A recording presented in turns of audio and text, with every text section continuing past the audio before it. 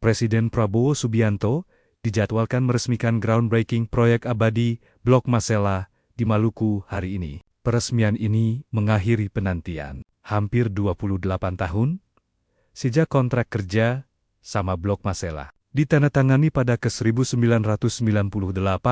Proyek strategis nasional ini memiliki nilai investasi sekitar Rp30 triliun dan menjadi salah satu proyek gas terbesar di Indonesia. Blok Masela diperkirakan menyimpan cadangan 3,06 triliun kaki kubik gas serta 119 juta barel kondensat. Produksi gas ditargetkan dimulai pada periode 2029 sampai 2030 untuk memperkuat ketahanan energi nasional.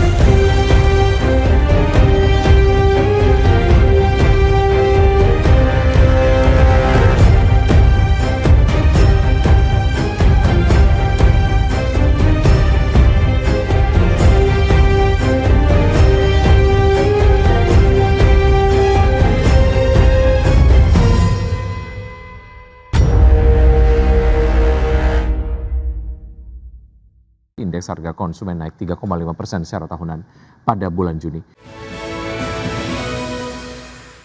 Pemirsa, inflasi konsumen Amerika Serikat melambat lebih besar dari perkiraan pada Juni 2026. Meski demikian, perlambatan tersebut diperkirakan belum cukup untuk meredakan kekhawatiran rumah tangga maupun menghapus peluang kenaikan suku bunga acuan oleh The Fed pada tahun ini seiring konflik di Timur Tengah yang kembali memanas. Berdasarkan data Biro Statistik Tenaga Kerja, indeks harga konsumen naik 3,5% secara tahunan pada bulan Juni. Lebih rendah dibandingkan dengan kenaikan 4,2% pada bulan Mei.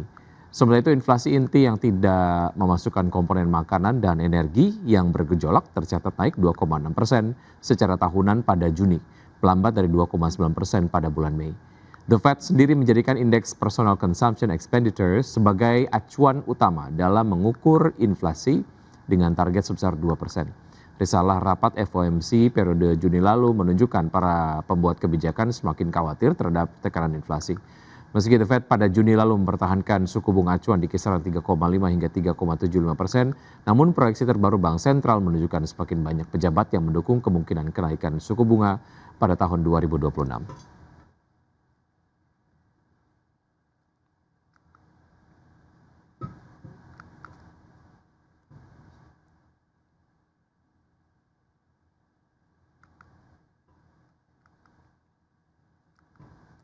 Pemirsa, terima kasih Anda masih bersama kami di Market Buzz. Akibat lonjakan beban pokok pendapatan, PT Waskita Beton Precast Tbk membukukan kenaikan rugi bersih pada semester 1 2026. Ya, perseroan mencatatkan rugi bersih sebesar Rp285,59 miliar, membengkak jika dibandingkan dengan rugi bersih di semester 1 tahun 2025 yang mencapai Rp236,88 miliar.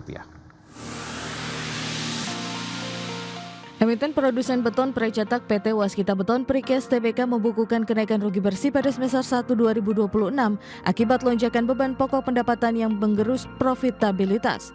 Berdasarkan laporan keuangan akhir Juni 2026, perseroan mencatatkan rugi bersih periode berjalan sebesar 285,59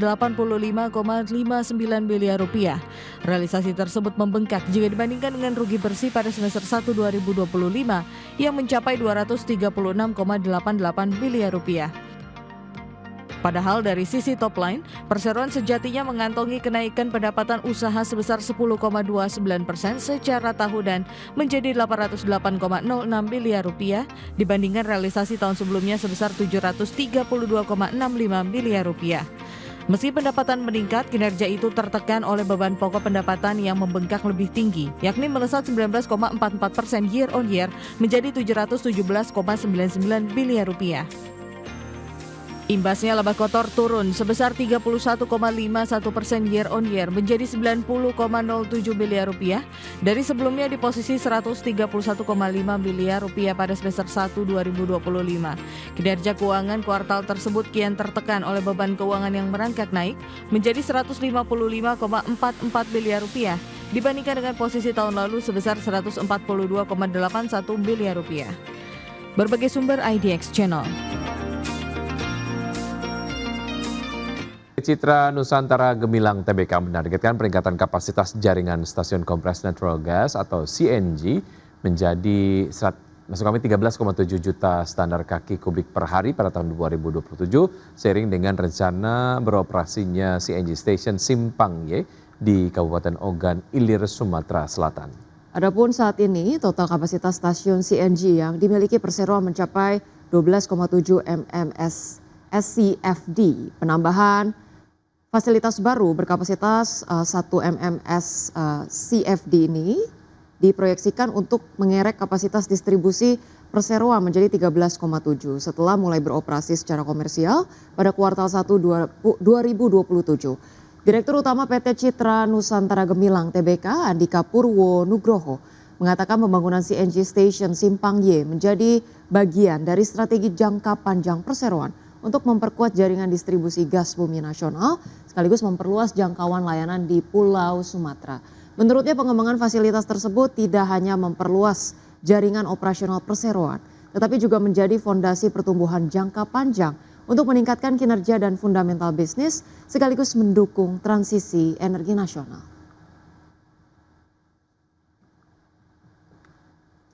Pemirsa, prospek kinerja PT Astra International Tbk diperkirakan masih positif hingga akhir 2026. Ya, meski menghadapi persaingan kendaraan listrik dan pelemahan bisnis komoditas, dominasi pangsa pasar serta pemulihan industri otomotif dinilai menjadi penopang pertumbuhan perseroan. Berdasarkan data semester pertama 2026, penjualan mobil Astra tumbuh 10% secara tahunan menjadi 222.371 unit. Meski masih di bawah pertumbuhan pasar nasional mencapai 16%, perseroan tetap mempertahankan pangsa pasar di atas 50%. Dominasi ini dinilai masih menjadi modal kuat untuk menangkap pemulihan permintaan kendaraan pada semester kedua. Analis Infovesta Capital Advisory Eki Topan menilai besarnya pangsa pasar Astra juga memberikan dampak positif bagi bisnis pembiayaan, asuransi, komponen, dan layanan purna jual. Pemulihan daya beli, peluncuran model baru, pameran otomotif, serta meningkatnya permintaan kendaraan hybrid diperkirakan menjadi katalis pertumbuhan. Namun suku bunga yang masih tinggi, tekanan daya beli, pelemahan rupiah, dan persaingan harga kendaraan yang semakin agresif tetap menjadi risiko yang harus dicermati. Di luar bisnis otomotif, kinerja perseroan juga masih dipengaruhi oleh kondisi bisnis alat berat dan pertambangan melalui United Tractors. Secara keseluruhan, prospek perseroan hingga akhir tahun masih berada dalam tren positif, meski pertumbuhan laba diperkirakan lebih moderat. Dari sisi investasi, Eki Topan merekomendasikan strategi buy atau buy on weakness dengan level Rp5.000 sebagai area resisten terdekat dan target penguatan berikutnya di kisaran Rp5.400 hingga Rp5.600 per saham.